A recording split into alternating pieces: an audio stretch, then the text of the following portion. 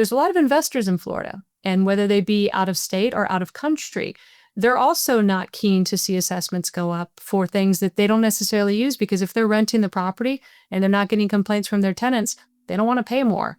So there is a battle, you will see between, resident owners versus investor owners. HOA Insights is brought to you by 5 companies that care about board members: Association Insights and Marketplace, Association Reserves, Community Financials, Kevin Davis Insurance Services, and the Inspectors of Election. You'll find links to their website and social media in the show notes. Welcome back to HOA Insights, Common Sense for Common Areas. I'm Robert Nordlund, and I'm here today for episode 131 with an attorney from Florida up to her eyeballs in condominium issues, Ms. Marnie Dale Ragan. Now, Marnie's a partner with the renowned Haber Law firm and the co-chair of their condominium and HOA practice group. Now, I say it that way because in Florida, there are different bodies of law for condominiums and HOAs. And looking into her background to find out a little what makes her who she is, back in college at George Washington University in Washington, D.C., she rode on their crew team. And that's near and dear to my heart. It captured my attention because I was a coxswain for the University of Washington, and that's on the other side of the country back when I was in college. But we have condominiums to talk about, so there's always been plenty going on in Florida with respect to condominiums and HOAs, since it's pretty much neck and neck with California for total number of associations in the state. But the activity in Florida increased significantly, as you can expect, with a tragic collapse of Champlain Tower South in 2021. So we're glad to have Marnie with us today on the program so you can hear from her what she's been observing and dealing with the last few years. Well, last week's episode 130 was another one of our great board hero episodes, this one featuring a board member from an 18-unit association in the Pacific Northwest. And she told the story of passing a $100,000 per unit special assessment for essential building repairs. And key note here, it's on units where the property values are about $300,000. So that's clearly a heck of a challenge and a heck of a story. So if you missed that episode or any other prior episode, take a moment after today's program to listen from our podcast website, hoainsights.org, or watch on our YouTube channel. But better yet, subscribe from any of the major podcast platforms so you don't miss any future episodes. Well, those of you watching on YouTube can see the HOA Insights mug I have here.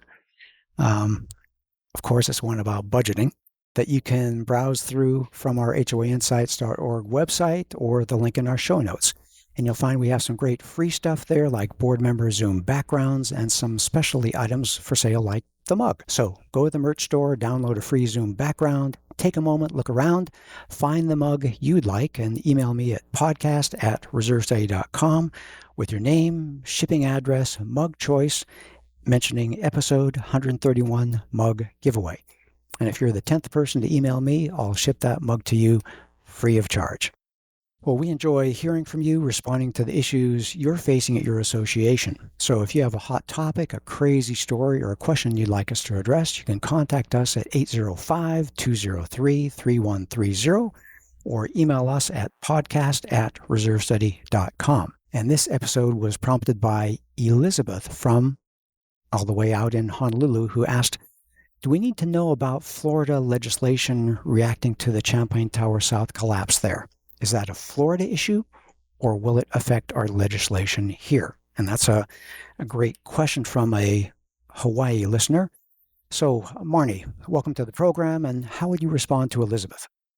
Well, thank you first for having me. I really appreciate it. I appreciate the opportunity to speak with you as well as your viewership. The answer is yes, that Florida law does matter. There's been a longstanding joke that we kind of held ourselves to the standard of the rules are different here. And they really are, because, similar to California, Florida is full of all type of communal housing, whether it be condominiums or homeowners associations. And what we're seeing now is they're aging. And that's exactly what happened there. You have a dichotomy of amazing luxury properties selling for the tens of millions of dollars per unit. And you have a lot of retirees that have come from the Northeast or all over the rest of the country living closer to a fixed income. And so it's really creating a lot of financial issues and struggles for condominiums in Florida, homeowners associations in Florida, and the legislature that's really trying to bridge the gap between the two. So it's difficult. Yeah, I can imagine condominium's a condominium, but if you have a 6-unit beachfront place that is luxury, grand, I don't know, 3,000, 4,000 square foot per unit, wonderful places. And I'm imagining here floor to ceiling views, that kind of thing. And then a mile away, you can have a little 60-unit place that's 30 years old that was apartment conversion, and you got to find rules that work for both of them. Absolutely. And then actually you can double that 30 years because we have some communities here in South Florida that started out maybe as rental and apartments, and they were built in the 50s and 60s. So these buildings are 60, 70, pushing 80 years old. And certainly the maintenance on those is incredible. Yeah. And every day, all of them, the new ones, the luxury ones, the older ones, the simpler ones, they're all getting a little bit older. And that's the roofing, the HVAC systems, the hallways, the infrastructure, the asphalt, everything. A little bit older. The plumbing, the electrical, everything's getting a little bit older. Absolutely. And so what we saw was, with Champlain Towers, we've seen a flurry of legislation over the last 4 years. And each year they tweak it and they fine-tuned it more and more. And best intentions, there's still ambiguity, there's still some errors, but what it's really doing is it's removing the option for the attitude of I won't be here when the repairs are necessary, so I'm not going to fund them. And what that comes down to is reserves. Reserves are the collection of monies where, I make a very simple example. Roof is 10 years, it's $100,000 to replace, collect $10,000 a year and you have it. For years and years, you had retirees who said, I'm not going to be here. Let's waive the funding of reserves. And by statute, you could. So what our legislature has done is they've created 2 categories of reserves. Some of them are called the structural integrity reserves, which is the roof, the structure, the fireproofing, plumbing, electrical, waterproofing, and exterior windows and doors. And they've said you can no longer waive the funding. You absolutely have to fund this. Let me stop you there because from my point of view, Florida is almost unique. I think Ohio is the same in that the homeowners have a line item veto over reserve funding. Nope. Not here. Okay. Not here in Florida. My impression was that homeowners have had, as you say, a voice in this. And they can say, well, I don't want to do that. I'd rather go to Disney World. I'd rather hold on to the money myself. And that's a problem when you have the board trying to provide for the sustainability of the association and you have the homeowners saying, I'd rather pay less. Correct. And everybody always wants to pay less. And so Yeah. up until 4 or 5 years ago, the membership could vote to waive or they could vote to partially fund those reserves. And you could lower the amount that they contributed. What the legislature has now said is there are certain reserves that are mandatory. You can't Right. waive them. You can't even take a vote. It's not up to the membership and it's not up to the board. There are some reserves now that they still can waive, but it takes a full majority vote of the membership. So they're making it harder for the homeowners to say, no, I don't care. Absolutely. And at the end of the day, it all comes down to life safety. And that's the impetus for the creation of this legislation. It's a good idea. And so what you find here in Florida is you find communities that if they've been funding their reserves in the past, it wasn't such a devastating blow. It's the communities that had been waiving year after year. They've financially really taken a hit over the last year or 2. Right. Well, we've had a steady stream of clients, community associations who want to know what's our responsibility? How much should we be setting aside? And that volume of clients is much smaller than California. I'm looking over, for the YouTube people, I'm looking over at my United States map on my wall here. That volume of business that we've had in Florida is a lot smaller than in California. Again, a similarly community association size state, because there's so many boards historically that said, yeah, the homeowners are just going to waive it, so why do we care that much? And so it's wonderful for the legislation to be tightening the standards and saying, hey, folks, it is all about, and in our words, paying the ongoing cost of deterioration. Your fair share for the 365 days you're in it this year, let's pay your fair share of how it's getting a little bit older every day. Absolutely.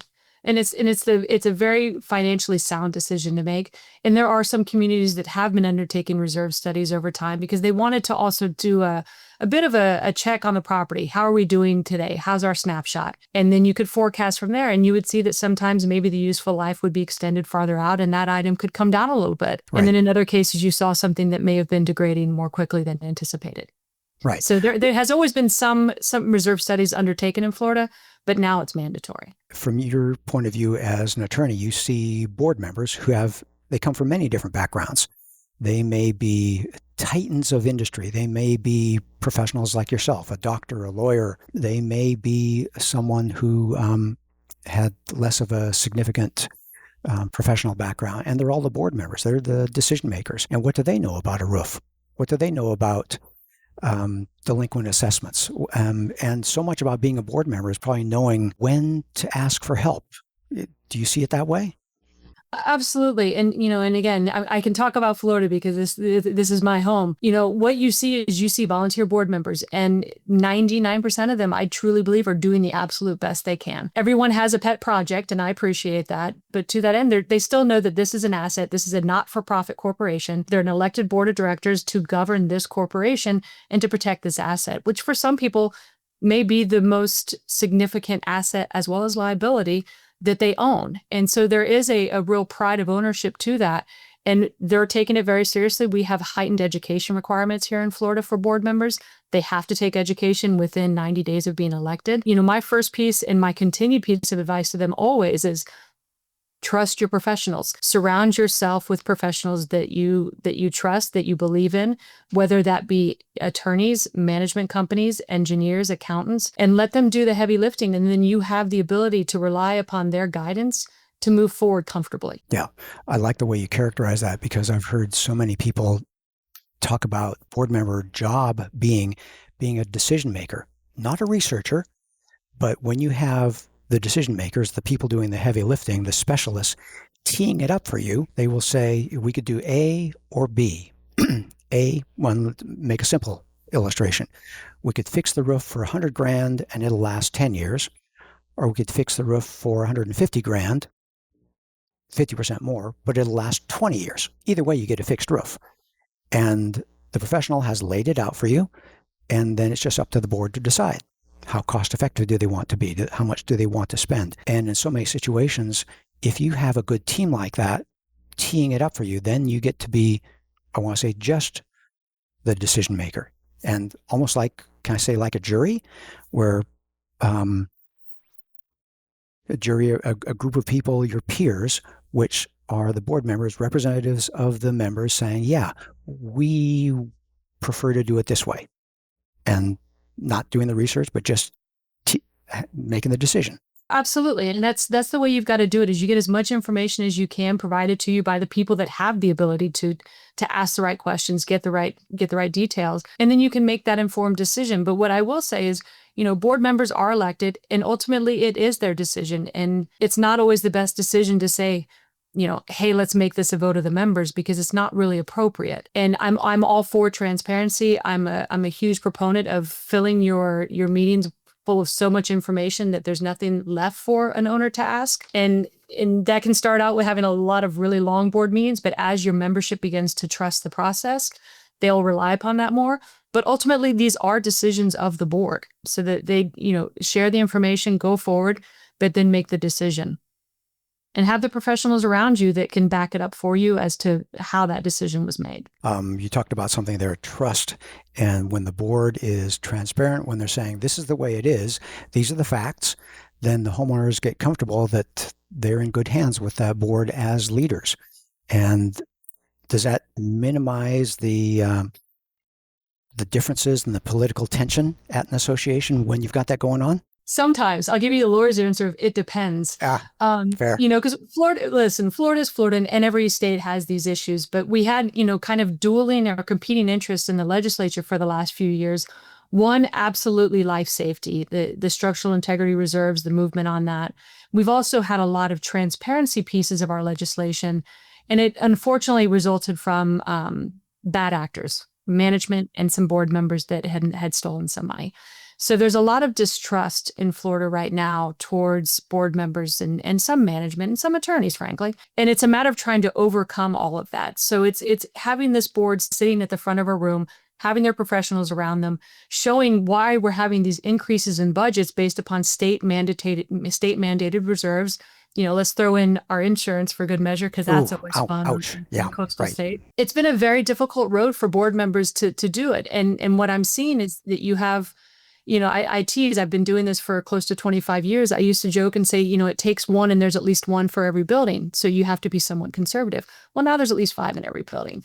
So you've got to be able to withstand those questions and that pushback from these owners as to why you're doing things, why money is being spent, why things are costing more. And as you lay out insurance and reserves and you sell to your membership, guys, we need to budget more for legal. We need to budget more for our accountants and management because we want to have talented professionals with us. And some of the owners start to push back on that. Then, to throw in another caveat, you have some, for lack of a better term, pundits saying, we need to have professional board members. We need to be paying them. Well, guess what? That costs money. None of this is going to be free. And so there's communities where the units are beautiful and luxurious, and there's over 55 retired communities where they're doing all they can to stay afloat. So I don't know if it creates a crisis. I don't know if it's going to create redevelopment and terminations, but it's certainly a very interesting dynamic time to be in this industry in Florida, as well as other states. I pick on Florida because we've got a lot of coastline and a lot of people want to come here. Yep. Politics notwithstanding. Right. There's a lot of good reasons to come to Florida. And it's Absolutely. been a stereotype that when you retire, you can go to Florida. And it's beautiful. And we had a board hero just a couple months ago who was talking about how she moved from Michigan and she's now in the Florida Keys. She is the happiest girl in the country. And next time I go to Miami, I'm going to see if I can schedule some time and drive south to visit her, because she was talking about the idyllic world that she's created down in the Keys. So yeah, there's a lot of attraction. But you talked about a whole bunch of things in that last statement. You're talking about, where do we go from here? Being a board member is challenging. And that's why we started this podcast. We want to encourage board members. It is hard work. And one of the key steps to making it easier is having the right information teed up. So you have just decision points. You're not doing the research. You're not wondering. And I think of issues like, you're not managing the $500,000 roof project. You have a construction consultant that's doing that kind of project. A lot of challenges right now. Inflation makes things more expensive. We learned about supply chain a few years ago, making things more expensive. Insurance with all the weather events and expensive damage that we have from hurricanes, hailstorms in other areas of the country, wildfires in California here. It's expensive, but I think we have to get somehow, and it maybe comes back to communication and transparency. Owning real estate is expensive. Can we get around that? Absolutely. I mean, it used to be a pretty well settled notion that you could work and you could retire to Florida, buy a condominium and live on a fixed income. And I'm not going to say cheaply, but you could do that. That is no longer the case. And anyone that thinks that living in a condominium is going to be cheaper is sadly mistaken. It's just not the case. It has to be treated just like a home. There's going to be maintenance costs and carrying costs, and there's no way to avoid them. In an inflationary economic environment, it's going to get more expensive. If you Absolutely. bought into the association 10 years ago when the monthly assessments were $350, what are they now? $550, $600? And they're going to go higher and higher and higher. And, thankfully, knock on wood, cross fingers, insurance has gotten a little better for us this year. We've seen some reductions. And in a lot of there's a bit of a leveling out with respect to some of the CSRS requirement funding, because the first bite at the apple happened last year. And so I think the shock value is gone. So it's settling down a touch, but it has not completely resolved itself. There's still going to be, I think, an increase in collections. We're going to see some more foreclosures, and it's unfortunate, but it is necessary, because at the end of the day, these reserves, they're life safety. It's not optional. It's not, for fun and giggles. This is about maintaining the protection of the building and its residents and its property. So they're definitely necessary. Yeah, Champlain Tower South taught us that so abruptly overnight. back in 2021. Well, Marnie, we need to change. I feel like we're starting to go down some depressing type things here. So let's take a quick break to hear from one of our generous sponsors, after which we'll be back with more Common Sense for Common Areas and talk about things that you can do. Is your HOA or condo self-managed and you don't want to work as hard volunteering? Are you full managed and looking to save money? Or are you looking to split the accounting from a manager's role for better service? Let Community Financials handle the monthly accounting for you. We collect dues, pay bills, produce financial reports, include portals, and help with other support services, all while providing awesome service. We love the opportunity to help you make your community accounting stress-free with our industry-leading systems and expert team. Visit our website, communityfinancials.com, to learn more. And we're back.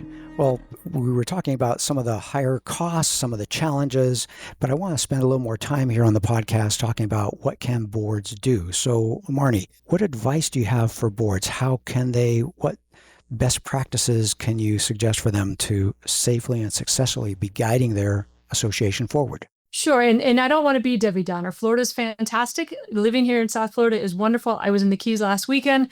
Wouldn't trade it for the world. There's nowhere else I'd rather live. But to that end, I mean, communal living is where we're at. And we've separated condominiums and homeowners associations. And homeowners associations used to be a little bit more Wild West, a little bit less regulated. They're looking more and more like condominiums here in Florida. And there are regulations. You have a roadmap. We have an entire division up in Tallahassee that helps homeowners as well as board members with the governance of these community associations.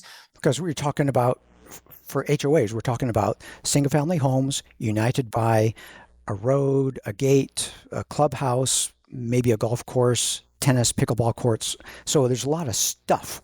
And so when you look at it, you have your private property or your private space and then shared space. And so that makes it similar to condominiums, private space and shared space. And so there is some... It does. In a condominium, you own your unit and you own a percentage share of the balance of the building. In an HOA, you own your home and then you pay and you contribute towards all of the amenities, which is just what you said. Clubhouse amenities, pools, gyms, spas. And what we see in Florida is there's a lot of branded residential development happening. And so these amenities are incredible. They could be multiple golf courses, but all of that, there's carrying cost to it, and it attracts buyers and makes for fantastic communities. But it's certainly, it does need that governance. It's not just 15 homes sitting on a cul-de-sac anymore. Flipping a coin and saying, hey, Joe, what do you think the budget should be next year? And who cares? It's a big deal, and it's legal consequences. Of course. And again, when you're talking about these are assets, these are individual, their home, their asset, their liability, and they want to see it well governed. So, what I want for boards, and I'm always thankful for my board members because they want to get in there, they want to take care of things, and they want to do the best they can. The best thing they can do is, have a good board, always respect each other. You would think it goes without saying, but I always say it. Have a good board, work together, use your professionals, listen to your membership. I'm going to slow you down. Respect each other. Listen. You've done this. This is what you do all the time, every day. Respect each other. Listen to your professionals. And there was homeowners. Listen to your homeowners. Listen to your homeowners. Right. Because a board that's pushing, one item, if it's not what their members want, what was the point of it? But also the downside of that is if there's hard decisions to make, you've got to be able to withstand to know that you are doing what's best for the community. And it's not always going to be the most popular choice, initially at least. Well, as you suggested earlier, there's going to be some people that bought there and they're on fixed incomes and they no longer can afford it. And maybe it's time for them to realize they need to go live with and I'm going to stereotype here, live with their grandkids in Cincinnati, because you can't drag down the entire association for Mrs. Johnson, nice Mrs. Johnson, in Unit 13. You just can't do that. It's a corporation, and the board has the commission because they got the governing documents, they got state law, business judgment rule, fiduciary principles, so many reasons to focus on the association, not Mrs. Johnson. Correct. And when you say fiduciary duty, it's not optional. And it's not just an elderly individual or fixed income. There's a lot of investors in Florida, and whether they be out of state or out of country, they're also not keen to see assessments go up for things that they don't necessarily use, because if they're renting the property and they're not getting complaints from their tenants, they don't want to pay more. So there is a battle, you will see between, resident owners versus investor owners. Okay, so how does a board running the association, chartered with the responsibility to run this entity, and they're volunteers, they've gone through a class, you said within 90 days of becoming a board member? Yes. And in Florida, I recall they have licensed managers, so the managers have some training? Managers have extensive training. And an interesting caveat to our law now is that we've always hear stories about a board member who, never has to run through an election because he kind of, bulldozes or bullies people. There's language now for managers that if they see things going on during the election process that aren't upheld by law, they have a duty to report it. So it's really put on a lot of pressure on not just board members, but managers and management companies to do the right thing, to make sure that things are proceeding as they should. So you don't have maybe a 20-year board president who's always controlled things with an iron fist and behind a closed door. That's over in Florida. Fantastic. Okay, so let's go to that point number 3, listening to your homeowners, communicating effectively to your homeowners, having that transparency so it's a we, not a us and them. How do you break that us versus them down, where you have the board saying the assessments need to go up from 450 to 500 and the homeowner saying, we don't want it, you're bad, we're going to recall you guys, you're crazy, that kind of stuff. How do you break down the us versus them and make it more of a we? It's time and communication. And it's really, it's holding budget meetings, budget workshops, having a lot of explanation. We also have tools now that are required in Florida, websites where a lot of information has to be made available to the members through a password protected login portal. And so to that end, all of that information, all that backup for this decision making is available to the members. They can see it. And so it's just a matter of going through that process, having those conversations, sometimes repeatedly, and really explaining to the membership why these decisions are being made, that they are legally required. This is not just a discretionary decision for the board. These are things that have to occur. And that really does help. And again, that communication over time, again, it takes a while, but it will get those members there. And you start to see a decrease in attendance because there does become that trust because they understand it. And it's really because you filled them with so much knowledge that they get it. Yeah. Well, you just got me thinking, there's probably a healthy fraction of people who come to board meetings when there's a lot of dissension. You may have a lot of people at homeowners at board meeting because they're there with questions, they're there with anger. You don't want apathy where no one is there and no one cares, no one wants to work on a committee, be involved on the next board, but you do want it low enough to represent that people are content. Their homes are in good hands with the board. They're doing a good job. As Americans, our home is generally our number one investment. You want the situation where you're trusting the board, and I hope that's what we're doing for our audience here, inspiring them to be the trustworthy board. And I like your ideas about time, communication, build trust, and I think of the phrase political capital, where you've done it long enough, consistently enough that they trust you. Absolutely. You joke around in this practice area. Here you have 4 problems: pets, parking, tenants, and money. Period. Most issues in an association is attributable to one of those. So when you have these meetings and you're talking about assessments that may be going up, you are going to have a vocal minority. Absolutely. And the concern is warranted. I get it.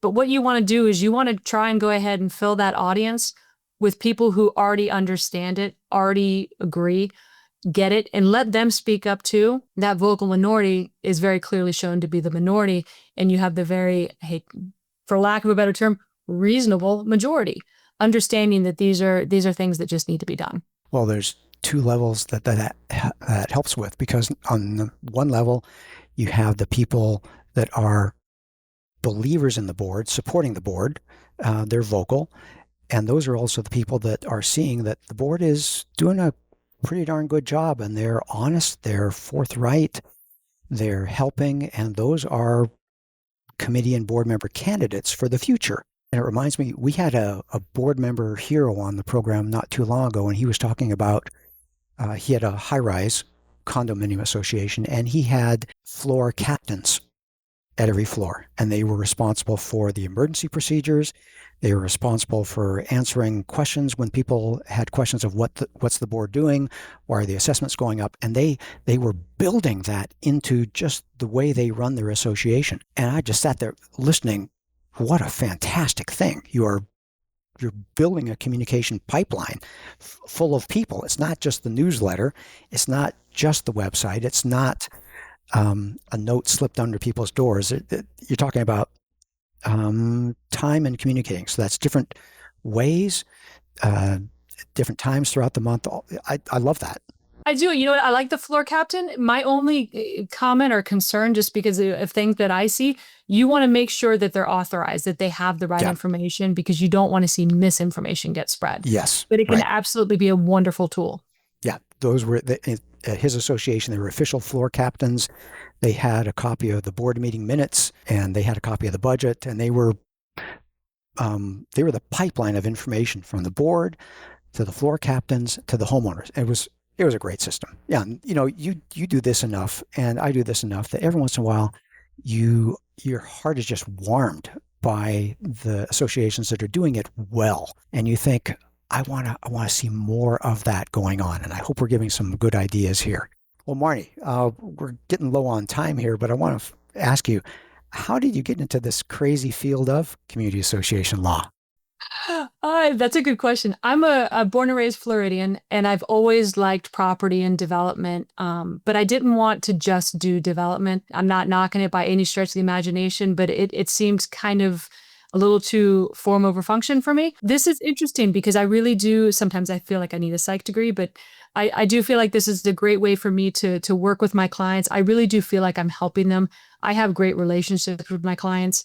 This is their asset. This is their home, and they love it. And so I had the opportunity to kind of get into it a little bit by chance, but that was back in 2001, and I've been doing this ever since.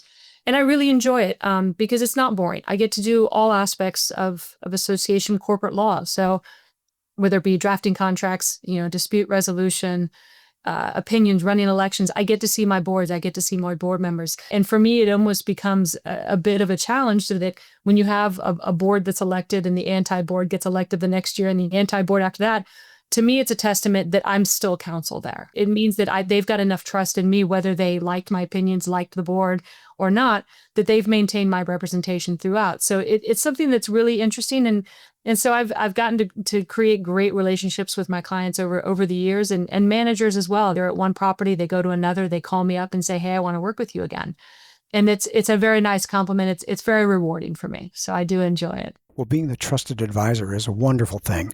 And I was just imagining you coming in and, like an auto mechanic, you're tuning things up. You're making things work. You hear that they're going through a rough patch with a special assessment or a interpretation of the governing documents or whatever it is on the legal side of things, or collections. And you can come in and you can smooth it out and get that engine running smooth again and get the board members on the same page. This is what your governing documents say. This is what the Florida law says. And so this is the right way to do it. And step one is A, B, C, D, E, F, G. And they're like, okay, now we know what to do.